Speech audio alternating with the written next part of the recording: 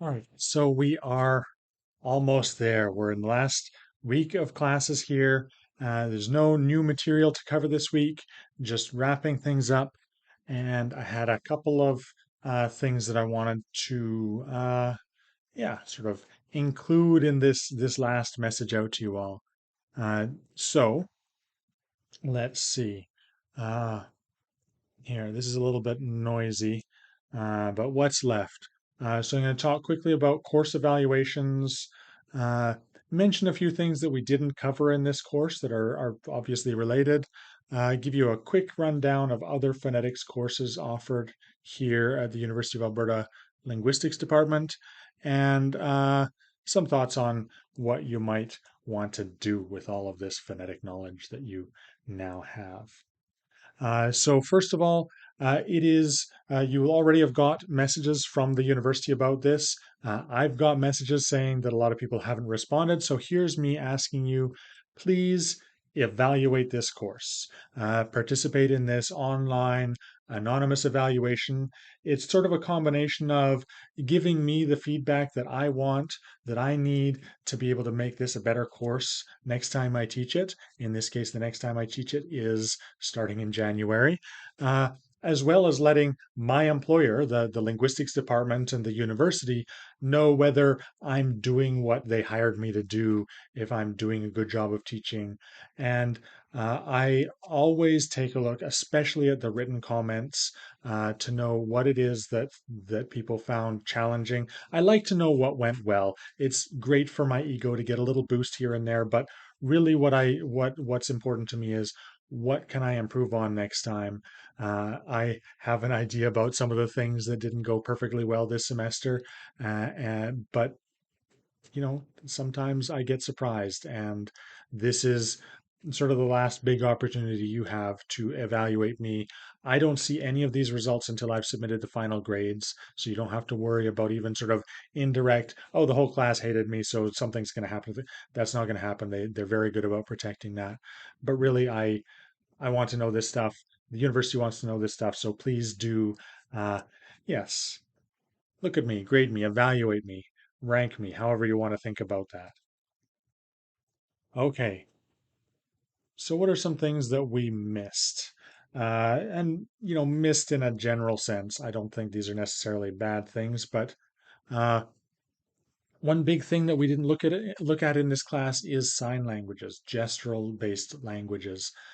These are full human languages, and if we go through the set of topics in this course, articulation is moving the muscles to generate a communicative signal, and that absolutely happens with sign languages, as with spoken languages. It's a different signal, it's a different medium or modality of speech. Uh, when we think about, we spend a bit of time on the IPA. That's a way of representing that physical signal in a way that allows us to compare across languages. And there are ways of representing the shapes, positions, and movements of the articulator, the manual articulators in sign language to sort of write down that language. Um, Remember that sign languages aren't just adaptations of spoken languages. They are full languages in their own right. There are ways of transcribing that. Nothing quite as widespread or international and internationally accepted as the IPA that we use for spoken languages, but there are ways to do that. Really, acoustics and the hearing side of that is just about the only part of this course. And I know it's a big part, but that's all that doesn't directly apply to sign languages. There are other ways that the the information gets conveyed from the signs to the from the signer to the person being signed to.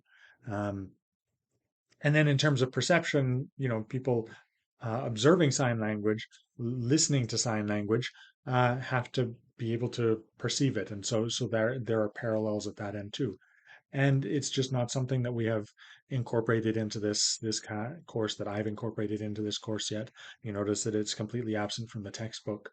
Um, I have noticed that there's an increasing awareness of sign languages among linguists and researchers, and I hope that in time I'll be able to work that into this course. But I wanted to acknowledge that it's not part of the course right now.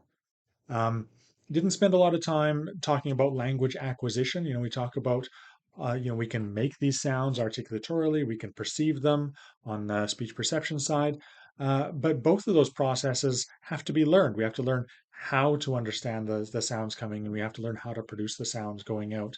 And that's not part of this course, but it is part of other courses. I'll talk about that in a moment. I didn't talk about anything clinical, except in passing as an I don't really know about this, but it's interesting and important.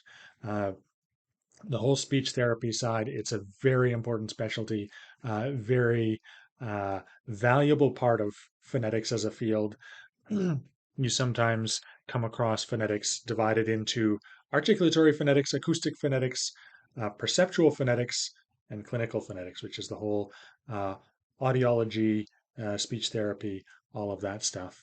Um, and I know that a lot of the students in this class are planning to go on into that uh, and study under people who actually know about that and can contribute meaningfully to your understanding of those things. And another thing is just interesting to note, we kind of start this course on the production side with the muscles. So we don't talk about the brain sending signals to the muscles and commanding the muscles and even some of the feedback between the muscles and the brain in terms of speech production. And we go all the way through, articulation, acoustics, hearing, and then we end as soon as the sound signal hits the auditory nerve. And we talk a little bit about the perception of acoustic properties and speech perception, but we don't really talk about what's happening in the brain in this course. So those are sort of the where the content of this course was excised from the larger picture of how speech works. And I recognize that. Uh, but again, you know, I plead we have so much space in this course, and I don't want to overwhelm things even more than they already are overwhelmed. But I do recognize that that is uh, that is something that this course lacks. Uh, so that's the things, the main four things that I think are very closely adjacent to what we've studied, but we didn't cover in this class. Okay, so there are a lot of related courses in this sort of phonetics area, just in the linguistics department. I'm not talking about grad courses in the linguistics department, and I'm not talking about courses over in the um, CSD realm, the communication and speech disorders, the speech therapy side of things. Um, but here's a quick short list. So we have Linguistics 205 is what we're taking here. After that, Linguistics 310 is a whole course on phonology, which is, of course, very closely tied to phonetics. It's talking about how the sounds that we've been learning all about, how they pattern in different languages and how we discover those patterns, and what kind of structures we have for theorizing about those patterns. There's a couple of language acquisition courses, child language acquisition, second language acquisition. As I mentioned, these are obviously adjacent to what we learned about. These courses don't just cover the phonetic side of acquisition, but that would be part of what they cover. Psycholinguistics, again, gets deeper into the perceptual side, but also processing in terms of production. So those the the little the brain bits on either side that I just mentioned we didn't cover. uh, Multimodality and language. So that course is identified in the course catalog as incorporating things like gesture and facial expression and other aspects, even of spoken languages. A spoken language is not entirely sound. It's not entirely articulation, sound, and hearing.